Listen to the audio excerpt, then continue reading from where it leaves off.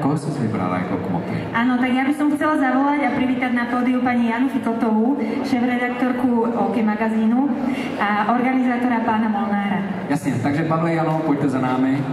Tak, super. Já si myslím, že když tam bude uprostřed, vy můžete být takhle na kraji a ještě přijde Michal, který přinese to nejcennější, co potřebujeme, a to je to CDčko. Možná si teďka někteří mysleli, že to bude to šampaňský.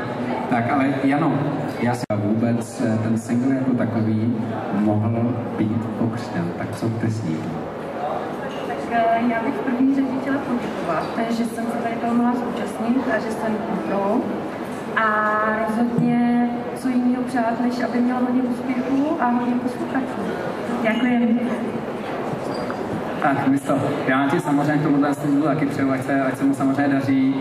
Pro jistotu si koupím CDčko, ale nepochybuju, že se bude hrát hodně v rádiích. Nebudete stahovat. Nebudu stahovat, ne. Koupím si CDčko pro jistotu, kdyby se nehrálo v rádiích, ale já si myslím, že se v rádiích bude hrát, takže určitě Mista, teďka se na to připojeme a tenhle ten super single. Díky.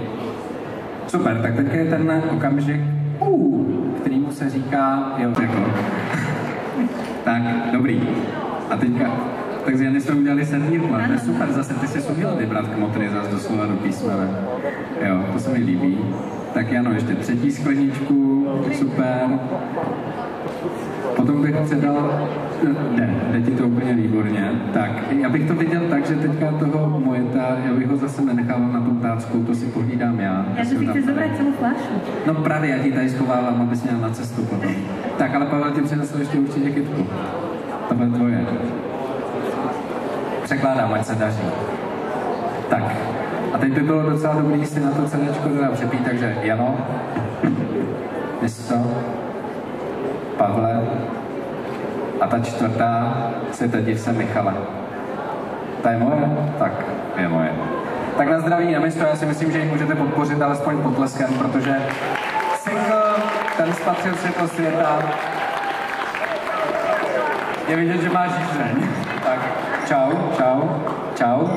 Tak, vy se zase můžete klidně jakože vzdálit, vy si to můžete užít. Prostě my si tady můžeme udělat takovou svoji party, jako, to už nám to chci zase vzít. Super, teda. Já si vezmu tu květinu, já tě budu držet. Ja by som ešte chcela povedať k tomuto singlu, že sa volá Cash Out. Práve teraz sa začala hrať v rádiovom éteri českom a napísala som ho spolu so skupinou rumunskou Morandy, ktorú možno niektorí z vás aj poznajú, tak dúfam, že sa vám bude páčiť. Takže je to předzvěst toho, že můžeme zavolat tvoje dvě tanečnice.